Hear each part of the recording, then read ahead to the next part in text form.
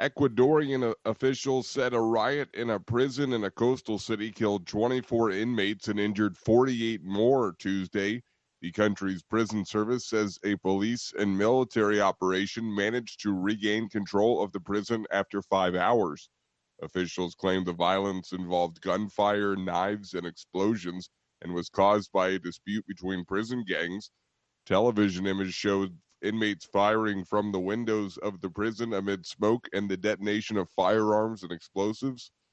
In July, President Guillermo Lasso decreed a state of emergency in Ecuador's prison system following several violent episodes that resulted in more than 100 inmates being killed.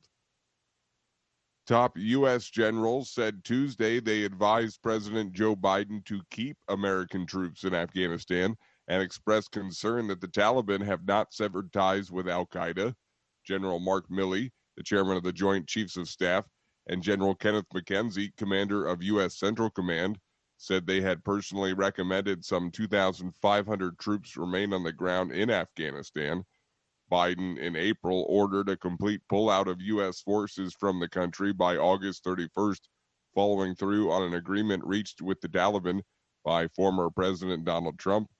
Milley, McKenzie, and Defense Secretary Lloyd Austin were grilled for nearly 6 hours by senators about the U.S. withdrawal from Afghanistan and the chaotic evacuation from Kabul airport. Top senators from President Joe Biden's Democratic Party warned Tuesday that the U.S. relationship with Brazil would be at risk if President Jair Bolsonaro does not respect democratic norms in October 2022 elections. The far-right leader, one of the leading international allies of Donald Trump, has warned that Brazil could see scenes reminiscent of the January 6th mob violence in Washington by supporters of the former U.S. president's false claims of election fraud. In a letter to Secretary of State Antony Blinken, 4 Democratic senators said that disruption in Brazil's democracy, quote, would jeopardize the very foundation of relations between the Western Hemisphere's 2 most populous nations. The senators voiced alarm at Bolsonaro's claims without evidence that the voting system is mired in fraud and his suggestions that he would not concede defeat.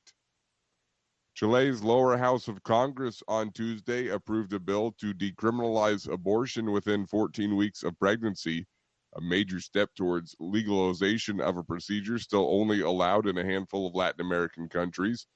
The bill, submitted in 2018 by opposition MPs, seeks to change the existing law which allows elective abortion under certain circumstances.